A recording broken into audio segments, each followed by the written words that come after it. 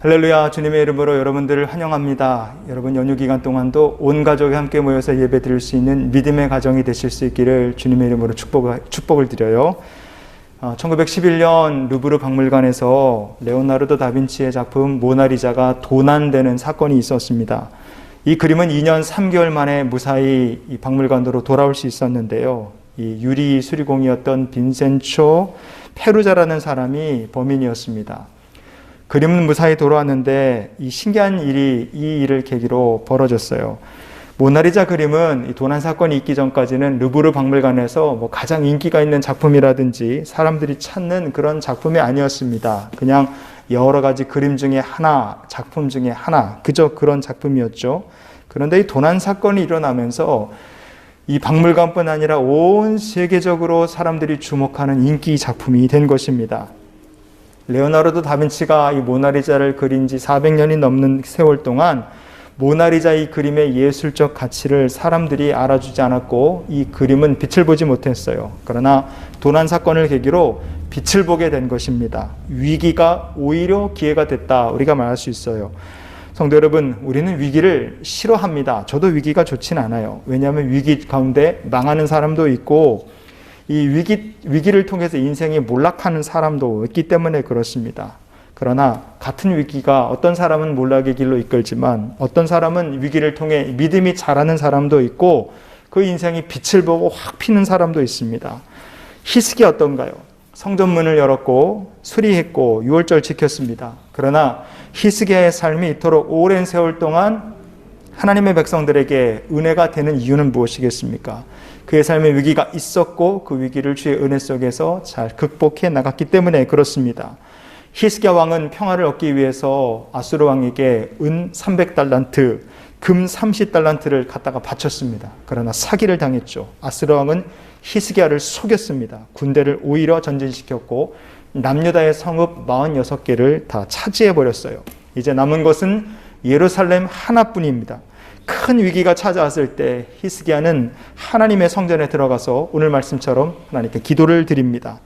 여러분, 개인이나 성도 개인이나 가정, 교회나 국가에도 위기는 찾아올 수 있습니다. 믿음의 가정, 믿음의 성도도 위기를 만나 몰락할 수도 있습니다. 그러나 모나리자의 도난 사건처럼 오히려 위기가 반등의 기회가 되고 성공의 발판이 될 수도 있습니다. 믿음의 성도, 특별히 기도하는 성도에게는 위기가 그렇게 하나님 역사하셔서 우리에게 기회가 될 줄 믿습니다. 그러니 성도는 위기 속에 기도해야 되죠. 그럼 어떠한 믿음으로 위기 속에서 하나님께 기도해야 되겠습니까?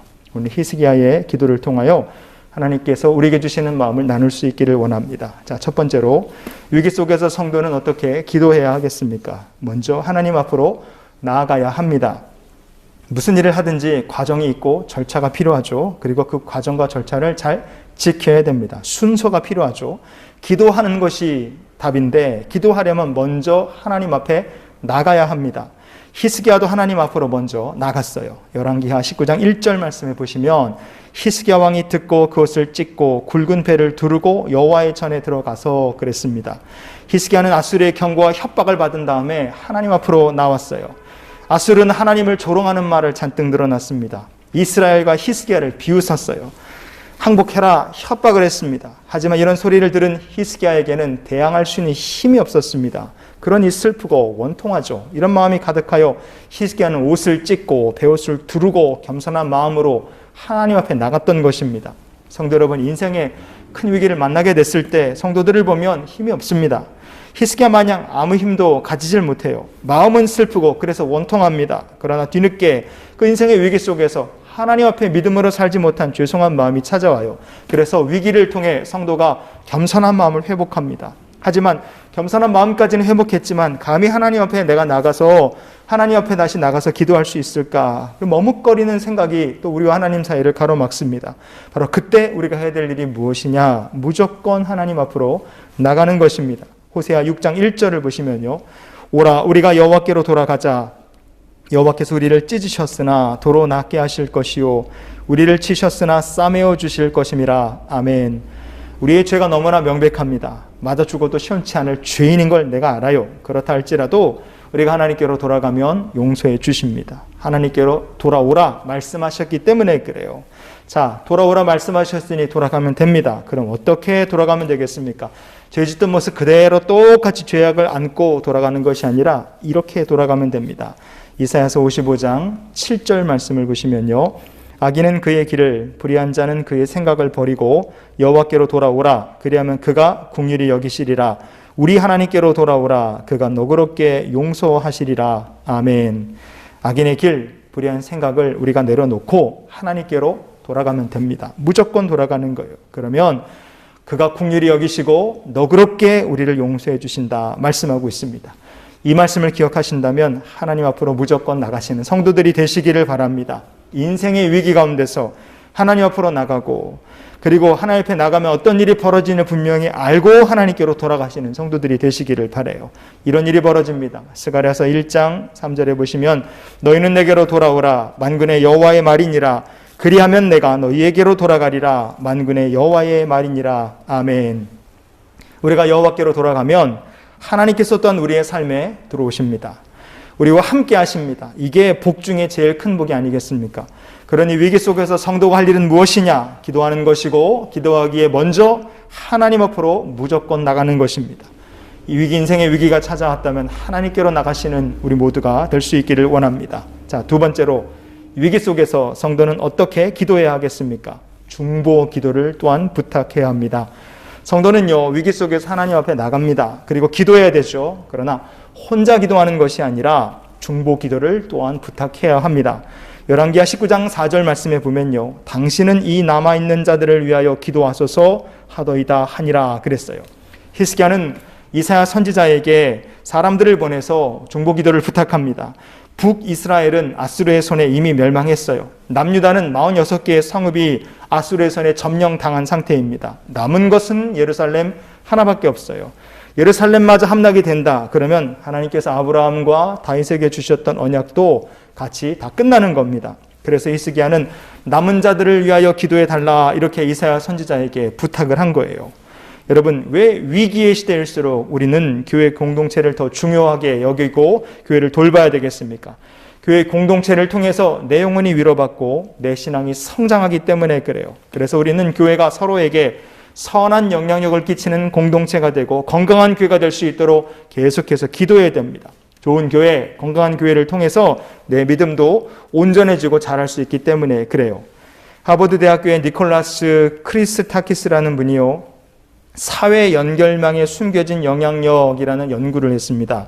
이게 무슨 말이냐? 간단하게 얘기하면 사람은 누구나 친구, 가족, 동료, 그 외 기타 여러 방법 이름으로 구성된 커다란 사회와 다 연결되어 있다는 뜻입니다.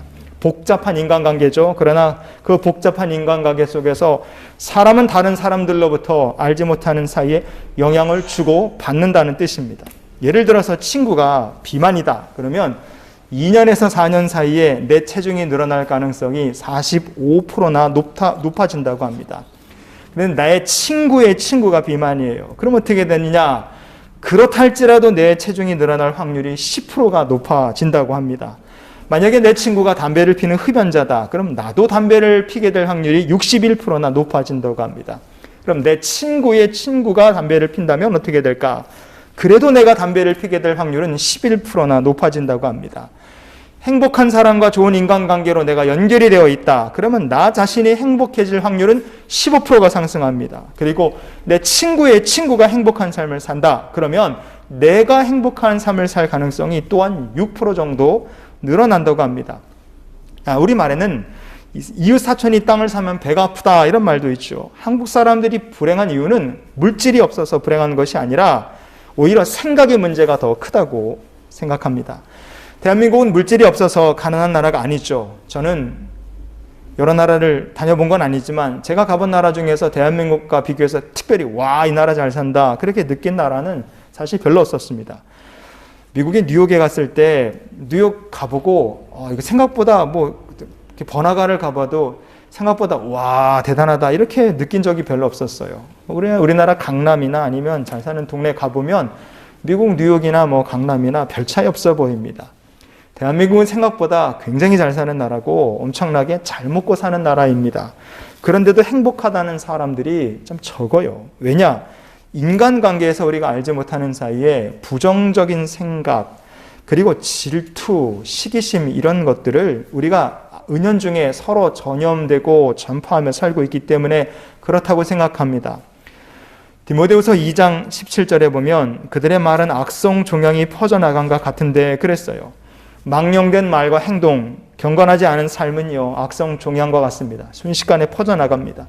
이 사람에게서 저 사람에게로 번져나가는 거예요. 그러니 성도가 해야 될 일이 무엇이겠습니까? 특별히 믿음의 사람들은 이렇게 해야 되겠죠. 데살로니가전서 5장 21절 22절을 먼저 보시면요, 범사에 헤아려 좋은 것을 취하고 악은 어떤 모양이라도 버리라 그랬습니다. 성도는 좋은 것은 함께 취하고 악한 것은 함께 버리는 삶을 살아야 됩니다. 그리고 중요한 것은요, 25절에 사도 바울이 이렇게 얘기해요. 형제들아 우리를 위하여 기도하라 그랬어요.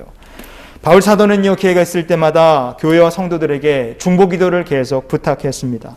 사도 바울의 사역은요, 바울 자신의 기도가 있었고 성령의 도우심이 있었고 성도들의 중보 기도가 함께 했습니다. 그래서 사도 바울이 어디를 가든 선한 영향력이 교회와 성도들 사이에 퍼져나가고 그의 사역이 더욱더 튼튼하고 훌륭한 결과를 맺는 일이 되지 않았나 싶습니다. 성도 여러분, 중보 기도를 누군가에게 부탁한다는 것은 부끄러운 일이나 어려운 일이 아닙니다. 내가 중보 기도를 부탁한다는 것은 내가 위기를 극복하는 힘이 될 뿐 아니라 함께 기도해 준 사람들이 복을 받는 기회가 된다는 것을 여러분 기억하시길 바라요. 그러니 위기를 만났을 때 기도하시고 중보 기도의 능력을 힘입어서 함께 위기의 때를 지나가는 우리 모두가 될 수 있기를 원합니다. 자, 마지막으로 위기 속에서 성도는 어떻게 기도해야 하겠습니까? 두려워하지 말아야 합니다. 히스기야의 기도에 하나님께서 이사야 선지자를 통해서 이렇게 응답을 주셨어요. 열왕기하 19장 6절과 7절을 보시면요, 이사야가 그들에게 이르되 너희는 너희 주에게 이렇게 말하라. 여호와의 말씀이 너는 아수르 왕의 신복에게 들은 바 나를 모욕하는 말 때문에 두려워하지 말라. 내가 한 영을 그의 속에 두어 그로 소문을 듣고 그의 본국으로 돌아가게 하고 그랬습니다. 하나님께서 한 영을 아수르 왕 사네립의 속에 두신다 말씀하셨어요. 이것은요, 그냥 영이 아니라 두려움을 느끼는 영입니다. 두려운 영이죠. 근데 사네립의 메시지를 가지고 온 사람 랍사게라는 사람의 이 동선을 보면 하나님께서 히스기야에게 이미 응답을 주셨다는 것을 알 수 있습니다. 랍사게는 아수르의 장군이었어요. 근데 성경은 그의 움직이는 동선을 이렇게 말해줍니다. 자기 일을 다 마치고 왕한테 보고를 하러 가야 되지 않겠어요? 그래서 보고를 하러 자기가 출발했던 왕이 있을 곳인 라기스로 돌아가는데 가봤더니 사네립 왕이 없습니다. 불과 며칠밖에 지나지 않았는데 왜 남유다를 정복하는 전쟁 중에 있는 사네립 왕이 금방 자리를 비웠을까? 열왕기하 19장 8절과 9절을 보시면요, 랍사게가 돌아가다가 아수르 왕이 이미 라기스에서 떠났다함을 듣고 림나로 가서 아수르 왕을 만났으니 왕이 거기서 림나와 싸우는 중이더라. 아수르 왕은 구스 왕 다르하가가 당신과 싸우고자 나왔다함을 듣고 다시 히스기야에게 사자를 보내며 이르되 그랬습니다. 우리가 성경을 보면 아수르 왕 사네립은 세상에서 두려운 것 하나도 없는 사람처럼 보입니다. 그는 하나님을 모욕하고 이스라엘을 능멸하고 히스기야를 막 조롱했어요. 그러나 실상은 어떻습니까? 그는 두려운 것이 너무 많고 두려움 걱정에 둘러싸여 사는 사람이었습니다.